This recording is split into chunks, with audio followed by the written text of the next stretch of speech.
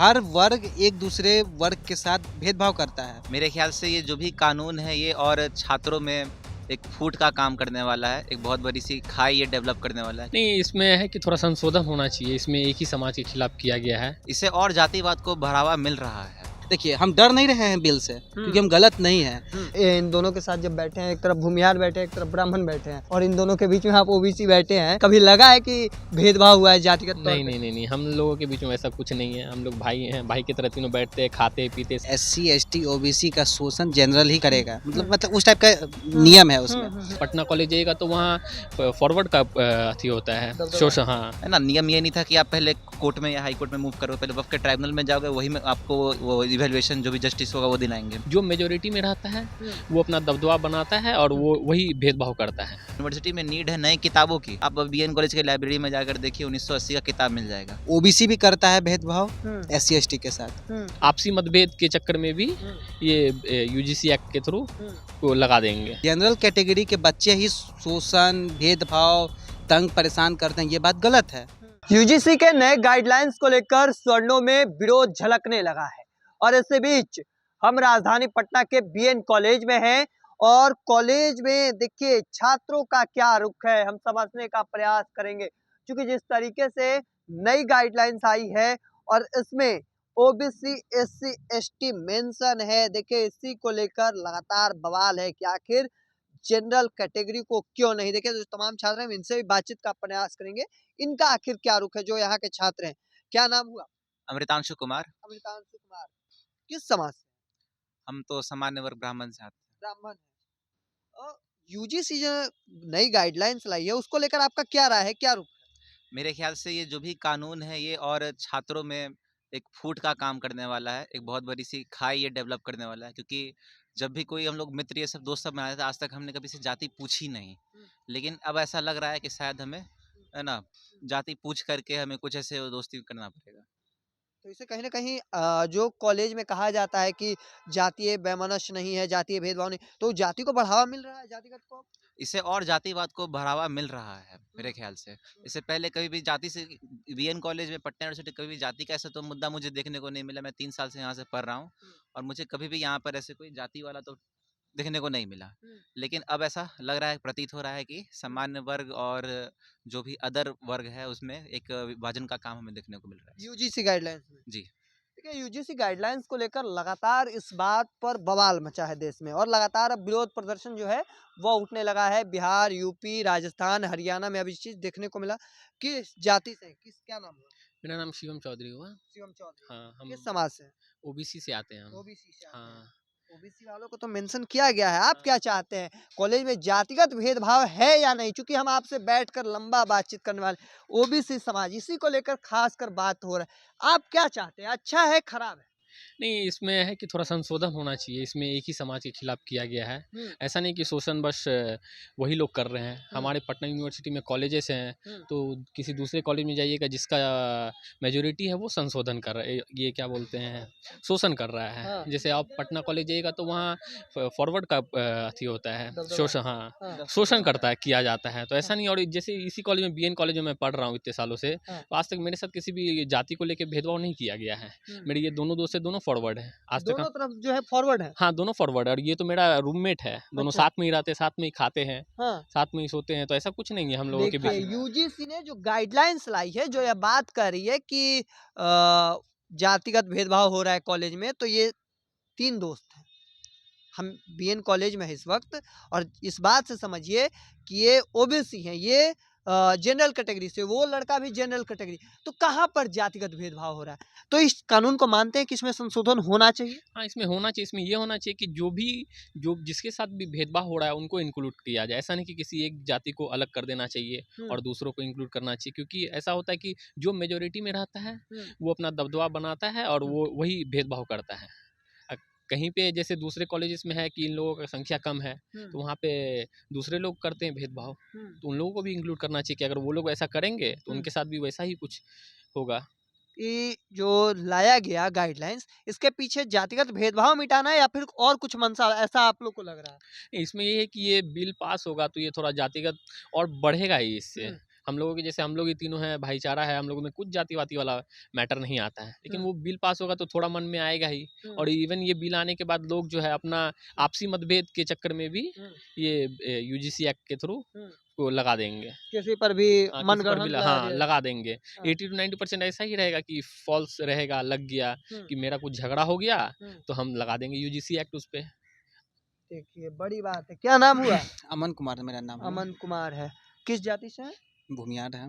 भूमिहार हैं। हम्म। बगल में ओबीसी समाज के लोग बैठे, वो कह रहे हैं कि आपका रूममेट है, दूसरी ओर यूजीसी नई गाइडलाइंस ला रही है। देखिए, यूजीसी बिल का सम्मान करते हुए हम ये बात कहना चाहते हैं हाँ। कि उसमें संशोधन की ज़रूरत है। हम्म, उसमें ये लिखा हुआ है कि एससी, एसटी, ओबीसी का शोषण जनरल ही करेगा, मतलब उस टाइप का नियम है उसमें। लेकिन ये गलत है, क्या कि हम अपने कैंपस में हम आपको एग्जांपल देके बताते हैं कि ऐसा नहीं है कि जनरल ही सिर्फ एससी, एसटी, ओबीसी के साथ भेदभाव करता है।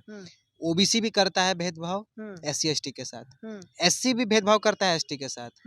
हर वर्ग एक दूसरे वर्ग के साथ भेदभाव करता है। हम मान रहे हैं कि ये बिल का आना बहुत ज़रूरी था कि बहुत सारे आईआईटी, आईआईएम में ऐसा केस दिखा गया था कि कुछ घटना हुई थी।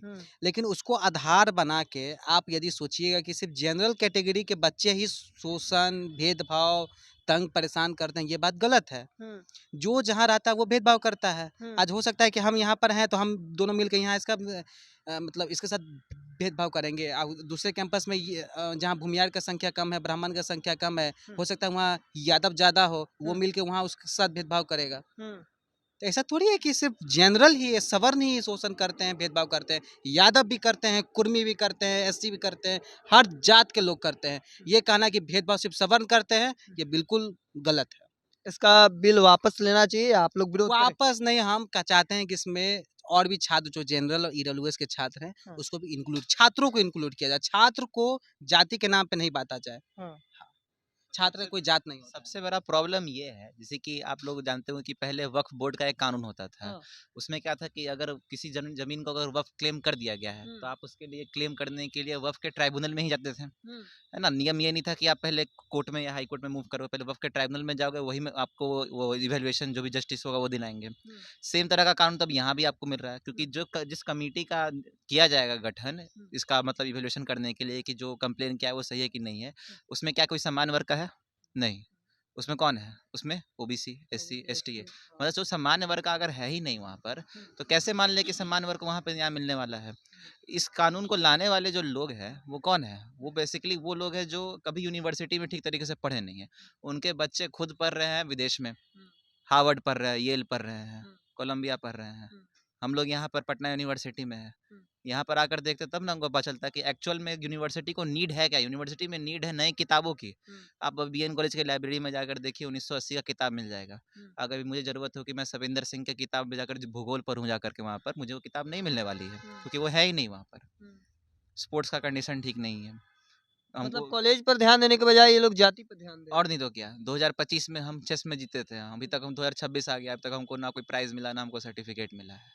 चलिए देखिए हालात धर्मेंद्र प्रधान एक जी। बात ये भी है कि जैसे मान लीजिए कि हम बीएन कॉलेज के छात्र हैं और यहाँ पर हमको ऐसा लगा, हमको ऐसा महसूस हुआ, जैसे हमेशा मतलब बिल के अनुसार लिखा हुआ कि एससी, एसटी, ओबीसी को यदि महसूस होता है कि भेदभाव किया जा रहा है तो वो एक्ट लगा सकते हैं। मान लीजिए कि हम सवर्ण हैं सवर्ण, और हमको यदि ऐसा महसूस हो रहा है कि बीएन कॉलेज में मेरे साथ भेदभाव किसी खास कास्ट के द्वारा किया जा रहा है, तो हम कहाँ कंप्लेन करेंगे?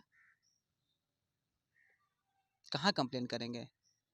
हम किसी और कैंपस में जाएंगे पढ़ने के लिए, ठीक है ना, तो वहाँ पर यदि मेरे साथ भेदभाव किसी दूसरे जाति के लोग करेंगे, हमको ऐसा महसूस होगा, करेंगे नहीं, महसूस होगा कि मेरे साथ भेदभाव किया जा रहा है क्योंकि हम भूमिहार हैं, तो हम कहाँ जाएंगे? किसके पास हम कंप्लेन करेंगे? हाँ, इसलिए छात्रों का कोई जात नहीं होता है, ठीक है ना। अब भेदभाव सबके साथ होता है, सवर्ण के साथ भी भेदभाव होता है, सबके साथ भेदभाव होता है। चलिए स्वर्ण के साथ भी भेदभाव होता है, आप चाहते हैं कि इसमें संशोधन हो? हाँ, इसमें थोड़ा संशोधन होना चाहिए, इसमें सबको छात्रों को इंक्लूड करना चाहिए। संशोधन ये शोषण तो किसी का भी हो सकता है, किसी एक जाति विशेष का नहीं होता है। जो मेजोरिटी में वो करता है ऐसे सो कभी ऐसा लगा ब्राह्मण इन दोनों के साथ जब बैठे हैं, एक तरफ भूमिहार बैठे हैं, एक तरफ ब्राह्मण बैठे हैं, और इन दोनों के बीच में आप ओबीसी बैठे हैं, कभी लगा है कि भेदभाव हुआ है जातिगत तौर नहीं पे? नहीं नहीं नहीं, हम लोगों के बीच में ऐसा कुछ नहीं है। हम लोग भाई हैं, भाई की तरह तीनों बैठते हैं, खाते पीते साथ में हाँ, रहते हैं। हाँ। कुछ भी नहीं है हम एक लोगों बात के बता दें बीच कि में। हम और शिवम रूममेट हैं, हाँ। हम लोग एक थाली में खाना खाते हैं।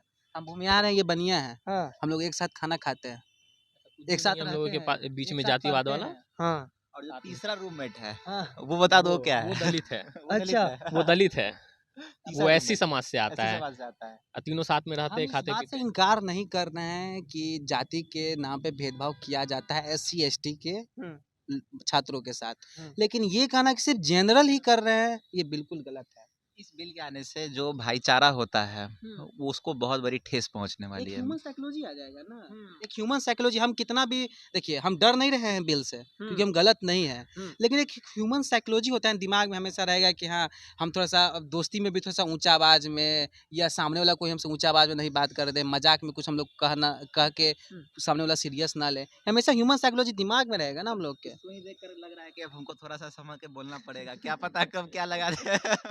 देखिए ये 3 दोस्त हैं और हम बीएन कॉलेज में थे, बता दिया इन्होंने कि कैसे एक साथ एकजुट रहते हैं कॉलेज में। एक भूमिहार है, एक ब्राह्मण है, एक बनिया है और साथ में जो बैचमेट है यानी जो रूममेट है वह वहाँ साथ में दलित भी रहते हैं। और यहाँ तक इन्होंने जानकारी दी है कि एक साथ बैठकर ये थाने में एक ही थाली में खाना खाते हैं। एक बड़ा बयान जहाँ एक और यूजीसी गाइडलाइंस ला रही है जातिगत लेकर, यहाँ पर सवाल ये भी खड़ा किया गया कि इस कॉलेज के आप लाइब्रेरी में जाकर देखेंगे, यहाँ पर स्पोर्ट्स को लेकर जब सामान के लिए देखेंगे तो हालत जर्जर है, लेकिन यूजीसी जो लेकर है वह बात कर रही है जाति को लेकर। सवाल तो यूजीसी से तब भी रहेगा कि क्या देश का कोई भी यूनिवर्सिटी टॉप 100 में है क्या वर्ल्ड रैंकिंग में? ये तमाम सवाल है, लेकिन इन सवालों के साथ हम आपको छोड़े जा रहे हैं। तब तक के तमाम हर अपडेट को देखते रहने के लिए इंडिया टॉप देखते रहें।